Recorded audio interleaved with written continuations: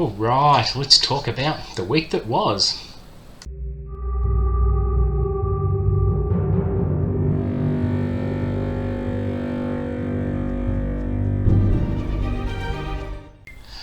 What's up guys, welcome back to the channel and welcome to another weekly update.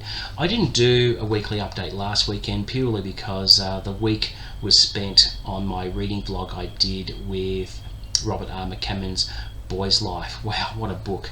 So because my week was taken up with just the reading vlog, I thought, well, I didn't really need to do a weekly update as such. If you haven't caught the video, check it out on the channel. It goes for about a half hour and just chronicles all my reactions and impressions and thoughts at various intervals throughout the whole book. It was just a complete reading experience. It was a flawless book. It's one of the best books I've read in has to be at least 20 years, and that's a pretty big call. So if you haven't checked out the book, I really recommend you pick it up and read it, and you won't be disappointed. So well, that's all I need to say about it here, but you can catch the full video on the channel, so yeah, check that out. As to what's happened this week, a little bit going on. Last Sunday night I thought I'd go along to the pictures and catch the new Batman film starring Robert Pattinson. Now, I had my reservations about Pattinson being cast as the Dark Knight. Along with everyone else, I didn't think it was a wise casting decision. When you are a fan of the movie franchise, you have high expectations when any new Batman movie comes out. It turns out I wasn't disappointed. I actually quite enjoyed the movie. The one thing I would criticise it for is it was a tad too long. It does go for 3 hours. They could have trimmed 30 minutes off it, perhaps, but I felt that the director did a really good job with it, and I actually quite liked Robert Pattinson in the role. He did play a decent Bruce Wayne, and what I was most impressed with was how plain the movie set was, and the set design and whatnot. For example, in the earlier Batman movies, it was all over the top, and the costumes were a bit ridiculous sometimes with some of the movies, but I felt the director, he captured the grittiness of Gotham City, where crime has run rampant and it's pretty much out of control. It's a dirty city, it's just full of crime, and it almost seems helpless that anything can be done about it. So I thought that was captured really, really well. I really liked the Batmobile with the afterburner. I thought that was really, really cool. To have a Batmobile made from an American muscle car, yeah, it was really good. Some of the action sequences were incredible, and yeah, I'm glad I went and saw it. So that was really good, and so there you go, a bit of non-book related news there. So what else has been happening? I dove into the Star Wars EU finally.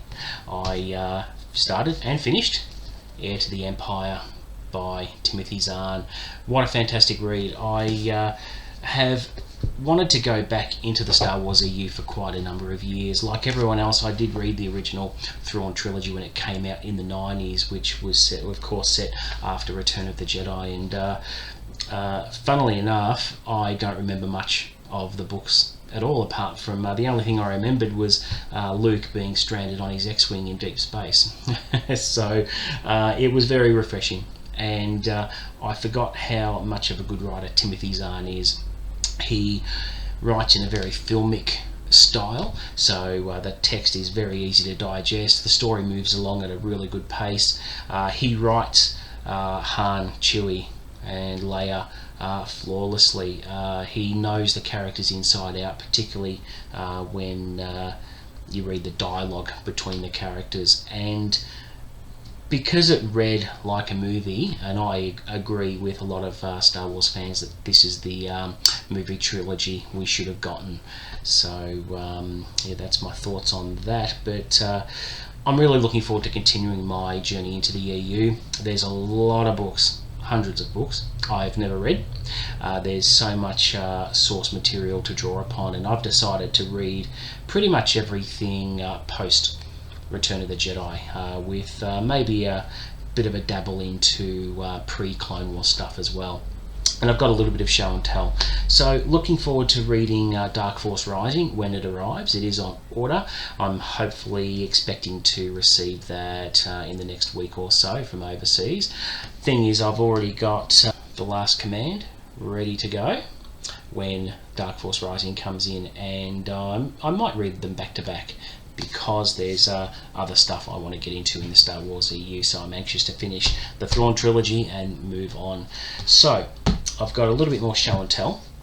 I plan on reading at some point Darth Bane, Path of Destruction. Really interested in this character. Obviously it's a trilogy, so I'll be getting the other 2 books very shortly, but very interested in reading that storyline, which is going to be awesome, as well as Darth Plagueis, which I'm looking forward to getting stuck into as well, which is Palpatine's backstory, so that really interests me as well. Along with that, I want to read it all.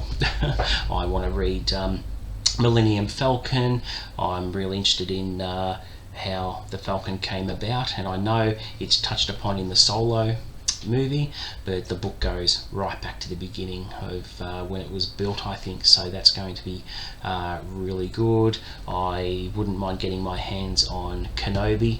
I wouldn't mind reading that before the series comes out in May, which I'm really looking forward to on Disney+. And I wouldn't mind reading Han Solo's adventures and Lando Calrissian's adventures, as well as the Bounty Hunter Wars, and too many more to mention. But what I would like to do straight after reading the Thrawn trilogy is to get stuck into the New Jedi Order, or the NGO. Now, people have said that you need to read all this other stuff before you move on to the NJO, but Mike over at Book Reviews, he just recommends you can read the Thrawn trilogy and you'll have enough information to go into the NGO without too much trouble. Apparently the series does have a bit of background information that is explained, so you don't need to read all that other material before you get stuck in. So there's 19 books in the series, so it's a long haul, but I'm certainly looking forward to that. And I thought I would shout myself the box set of the first 3 books, which includes Vector Prime, Dark Tide 1, Onslaught, and Dark Tide 2, Ruin. And you can just see how good the cover art is on these books. I love it. These ones have the Legends banners along the top, and I'll work out how to hold these books up properly one day, I promise. And so the cover art's great. They're not overly thick. I wouldn't think it would take me too long to get through those, but it's certainly a story arc I really want to follow, and I have heard that it is one of the best series ever. And there's death of a key character that I hear about that I'm not sure who that is, so I've managed to avoid some spoilers there, so we'll find out what happens. But over the course of 19 novels, it's purely epic from what I hear, so I'm looking forward to getting stuck in. Hopefully we'll get quite a few Star Wars books read over this year, which is going to be awesome. Another book I read this week was The Lottery and Other Stories by Shirley Jackson in the Penguin Modern Classics edition. The reason I like these is that they look good spine out on the shelf, but they're very, very durable. So when you are reading them, you don't have to hold them open just a little bit while you're reading them. You can actually have them open and you can hold them like this, and it won't crack the spine. So they're they're floppy and durable, and that's the way I like it. And I've got mixed feelings about this. The stories themselves are divided up into 5 separate parts. The first part had some basic stories about a few characters in an apartment complex. The stories were, even though they were well written, they didn't have a twist or a point at the end of the stories. And I thought, I'm enjoying the story, and got to the end and I'm like, well, where was the conflict here? There was one story where an occupant in one of the apartments notices some things stolen from her bureau, and she notices one of the fellow tenants, an older lady, coming out of her room one day, and she confronts the old woman about it, and pretty spineless about it, and she's too polite, and waits till the lady leaves her apartment, then goes in and has a look around and finds her missing items in a drawer. And the older lady comes back in and she says, "Oh, what are you actually doing?" And not much else happens. There's no confrontation. There's no, the old lady doesn't hulk out and attack her or anything like that. It just seemed pointless to me, and a few of the stories actually bored me. The lottery at the end of the book probably was the best story. A couple of the other stories, like The Witch, was quite good, and I quite liked Charlie, which was about a kindergarten kid who comes home every day and tells his mum and dad about how violent and naughty this boy Charlie is. And when the parents go to a PTA meeting and look forward to meeting Charlie's mother because they're curious about this little shit, and the teacher says, "No, we don't have a Charlie in the class." So that was a nice little twist at the end. So that was probably one of the best stories in the whole book. A couple of the stories were fairly long, and they just didn't draw me in, so I just weren't feeling it. So overall, a little bit disappointing. Even though the writing was very good, I found that the narrative pace was really quick. I could read the stories really quickly, but some of them didn't really have much of a point, and a little bit disappointed since Shirley Jackson, as everyone knows, wrote The Haunting of Hill House, which is a great book. I have read that and really enjoyed it. So there you go.